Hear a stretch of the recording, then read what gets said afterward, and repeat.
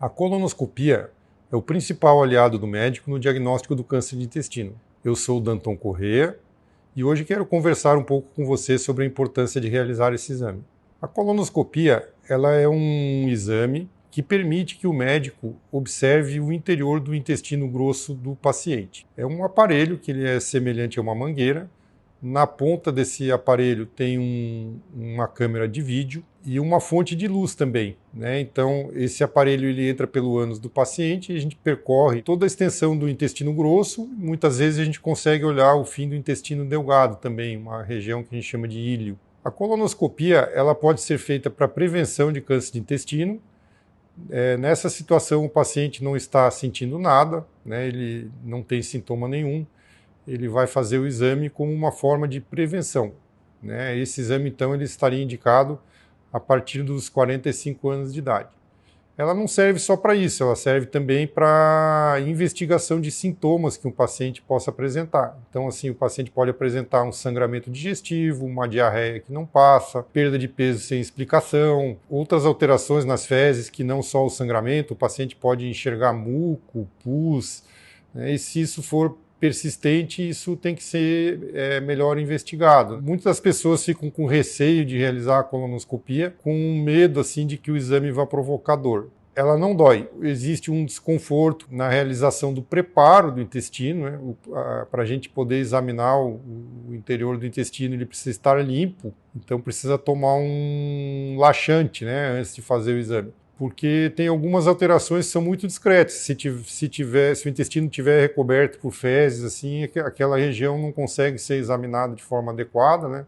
E aí o exame não vai ser um exame de boa qualidade, né? Mas depois que a pessoa já está com o intestino limpo, ela chega até a clínica, né? É puncionada uma veia, que também para alguns pacientes pode trazer algum certo desconforto, mas mínima coisa, né? Como ele pode desidratar nesse preparo, é feita uma hidratação, e aí o paciente é preparado, né, na maca, ele é levado até a sala onde é realizado o exame, onde um anestesista vai acompanhar todo o exame e vai aplicar um sedativo, né, para que a pessoa durma durante o exame, e o exame então ele só é iniciado quando a pessoa está dormindo. E quando a pessoa acorda, o exame já acabou.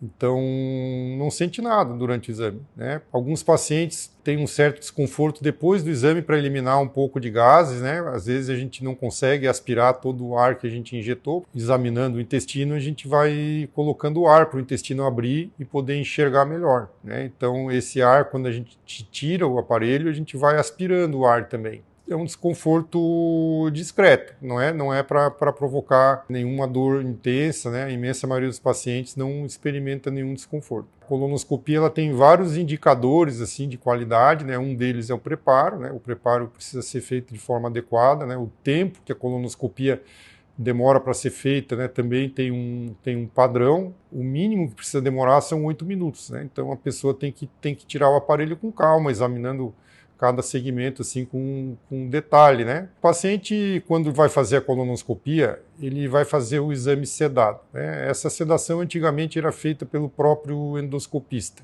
Talvez em algumas cidades do interior ainda aconteça assim, né? Mas aqui no nosso ambiente não existe mais espaço para o próprio endoscopista fazer a sedação, né? Aumenta o risco do exame. A sedação ela é feita por um anestesista, que vai fazer uma consulta pré-anestésica antes do exame, onde ele vai ver, né, medicações em uso e outros fatores que possam interferir, né, na administração da sedação, né? O endoscopista ele pode se concentrar em fazer o exame. Então, o preconceito com relação ao exame ele existe, sim, principalmente por parte dos homens, né? Mulher é mais tranquila com relação a isso. A pessoa tem que pensar o seguinte, né? O médico que está ali, ele foi treinado para isso, né? Obviamente aquilo ali é feito da maneira mais profissional possível, mas assim, a sala fica inclusive com as luzes apagadas durante a realização do exame. Então eu não vejo nada do paciente que não seja o intestino mesmo, né? Já que é um exame que tem assim um potencial de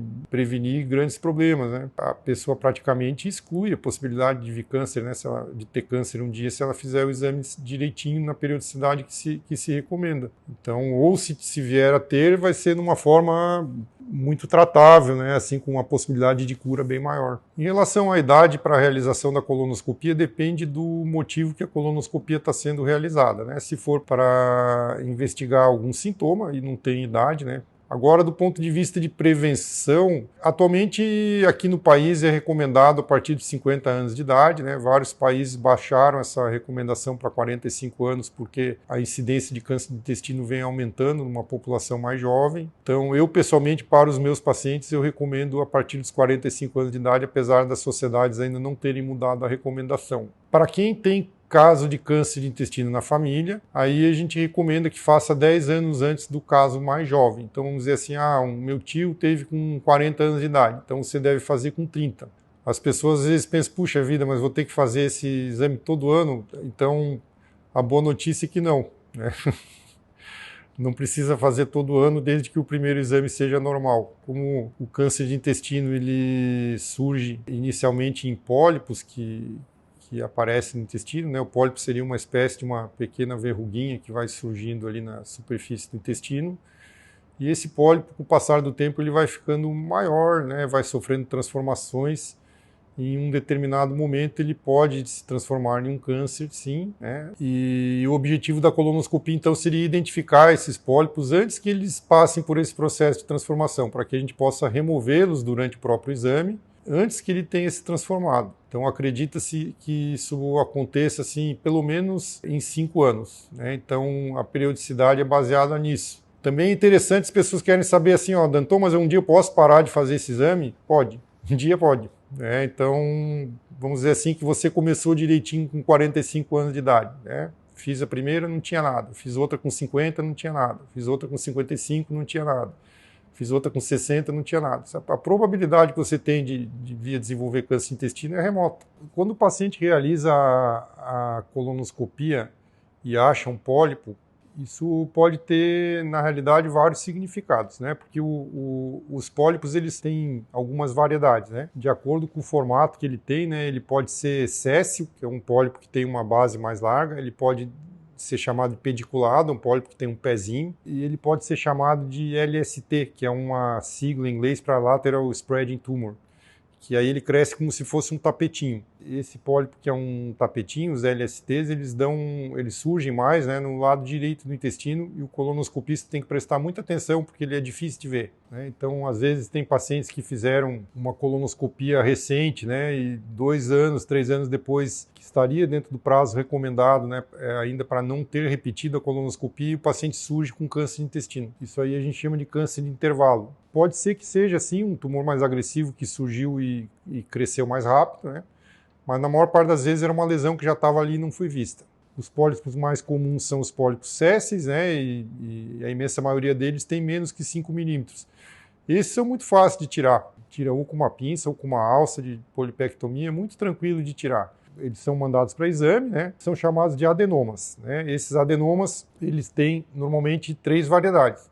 Uma que se chama tubular, uma que se chama vilosa, né? E tem uma mistura dos dois que seria o túbulo viloso. O pólipo que tem esse componente viloso, que parece um veludo, né? Por isso que ele chama viloso, ele tem uma chance maior de transformação. Se você fez uma colonoscopia e achou um pólipo, olha, era um pólipo de 3 milímetros, você pode continuar fazendo sua colonoscopia de 5 anos. Se for um pólipo maior, vamos dizer assim, um pólipo de 1 centímetro, já tinha uma displasia de baixo grau, esse exame ele pode ser repetido em 3 anos. Se a gente viu mais que 3 pólipos, todos com displasia, aí a gente indica a realização em 1 ano.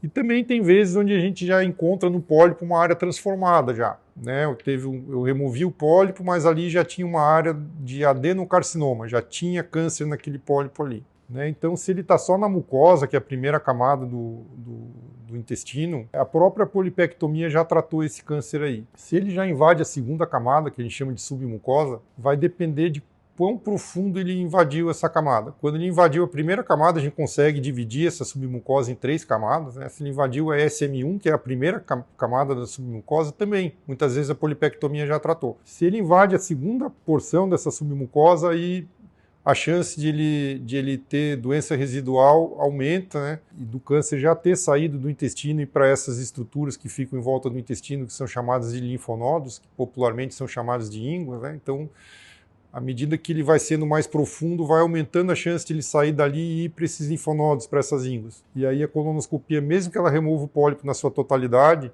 não vai resolver essa parte da doença que foi para a linfonodo. Cuide da sua saúde e, se você já tiver a idade, inclua a colonoscopia nos seus exames de rotina. Ter uma vida saudável depende muito do autocuidado, ou seja, depende muito de você. Dr. Danton Correia, cirurgia oncológica e do aparelho digestivo, cirurgia robótica, CRM SC 7005, RQE 4542, agendamento pelo WhatsApp 48 99151 7680.